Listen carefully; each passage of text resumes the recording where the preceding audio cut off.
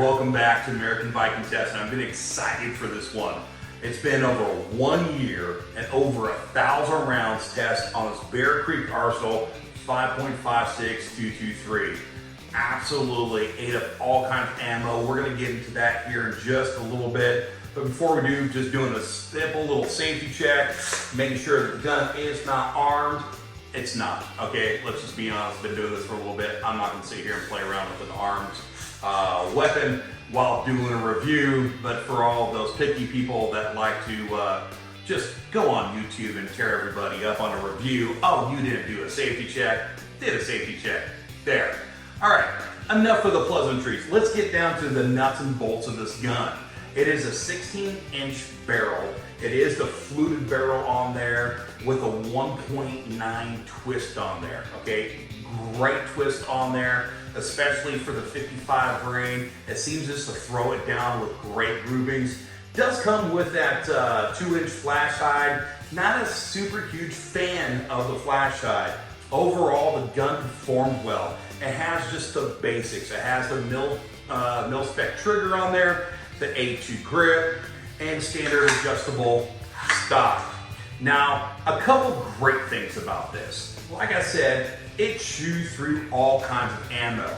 So, just give you a little bit of an example, I've actually pulled out some of the ammo that I've been keeping in my tin that I've been using through this. So I've thrown Barnell through that 223, 5.56, that 55 grain full metal jacket, metal stuff. I've thrown Wolf, classic military, Russian surplus stuff through it. Of course, I throw the Red Army standard. I mean, the stuff that you can find super duper cheap almost anywhere through that. Of course, had to go with the high end and throw the American Eagle also in there. Some Winchester also, just some regular old 223 55 grain through there.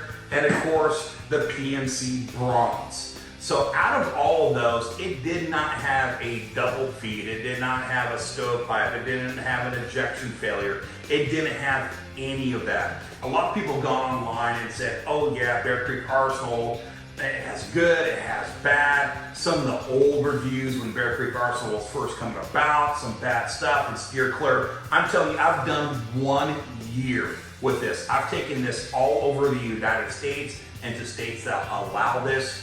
FYI for anyone in the legal field out there watching this, taking it to only states that actually do allow this kind of weapon inside of there with more than a 10-round mag. Those are the only states that we went to, traveled with it, shot all kinds of stuff, took it out into the backfields, took it to professional ranges, took it to outdoor WMA ranges throughout Tennessee, Indiana, Kentucky. I mean, we've been all over with this weapon for 1 year. A lot of times people will go, well, I'm gonna get it, I'm gonna throw a few mags through it and do a quick review. That's great.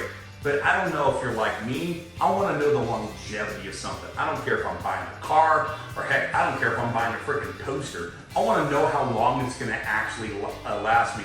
Because it may be affordable, but is affordable gonna last? And I can tell you that this Bear Creek Arsenal 5.56 really did stand up to the test. Now, there are the basic nuts and bolts to this gun. It has the standard grip to it. It has the standard charging handle to it. It has the standard mil spec to it. It has the standard flash hide on it. Nothing fancy. If you're looking for something that's actually affordable, okay? Affordable. And then going, hey, I got a great base to build off of, this is a great option for you out there. You don't have to spend $1,500 to get something nice.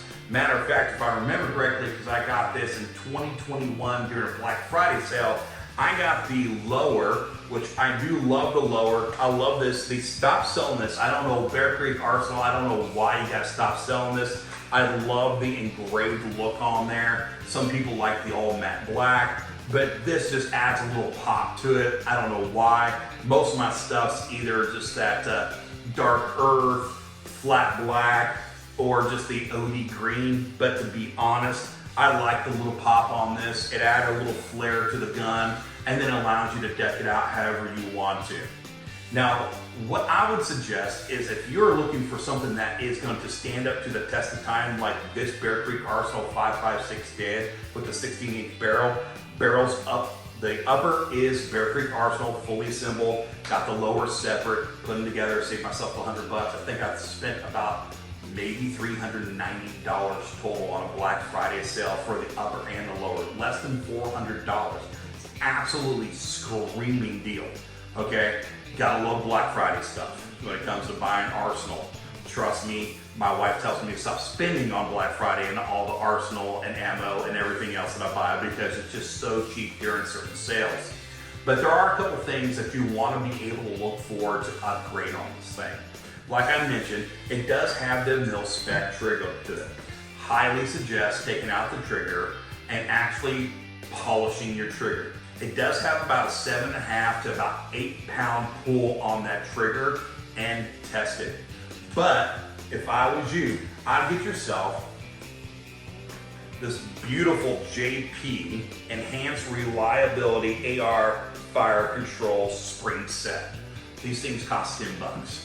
All right, it is the upper spring, the lower spring, and it also has a little trigger spring on the inside of there. Takes that creep out of it, takes that 7.5 to almost 8, depending on the pull, down to about 3.5 to 4. It's a smooth, crisp. It's not like one of those flat-facing triggers that you're gonna spend $180 on or even over $100 on to put a brand new trigger group in there just to replace the springs, polish up the mil-spec trigger group that's in there, and you'll be ready to rock and roll. So that's one thing I'm gonna do to upgrade this thing.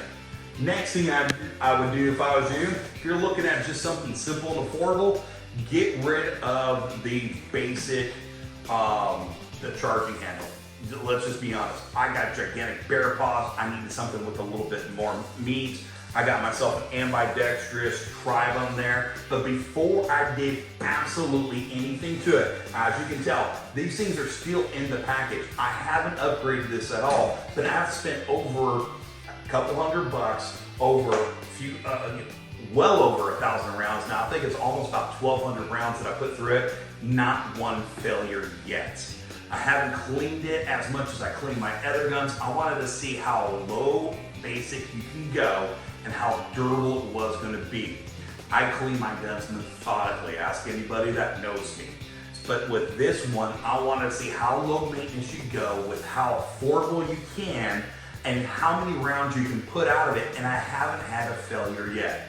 So I'm gonna put on here some extra little videos of me at the range, firing some stuff. I put this thing through the test and it's standard the test of time. It is a great buy. But if you're gonna buy it, deck it out how you want. Get yourself the basics of what you'll truly need that will be reliable for you, and stop spending $1,500 to $2,000 on an AR platform. You can spend a little bit extra money and still be in that $500, $600, $700 range after you replace the buttstock with something that you like a little bit better. Maybe replace this with a Magpul MOE, and then buy yourself a spring set and ambidextrous handle. The rest of it, it's good to go. It will send lead down range non-stop. All right, let's jump to some of those things and I did at the range.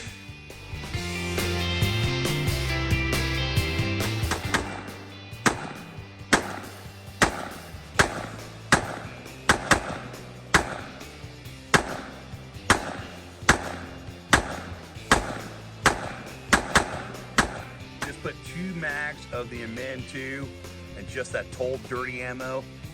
Didn't double feed, didn't stovepipe, didn't anything. It just chews through anything. You gotta love a gun that's gonna chew through any ammo you put through. Let's throw a PMAC through it, some bar null, and see how it goes.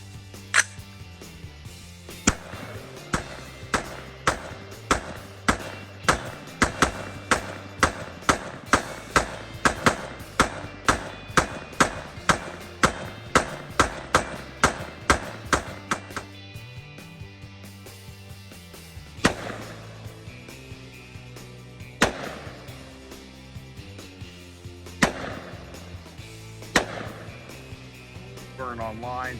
Let's just see how this PMC bronze stuff does. I've heard great things. But you know me, I don't take a review, I actually test it.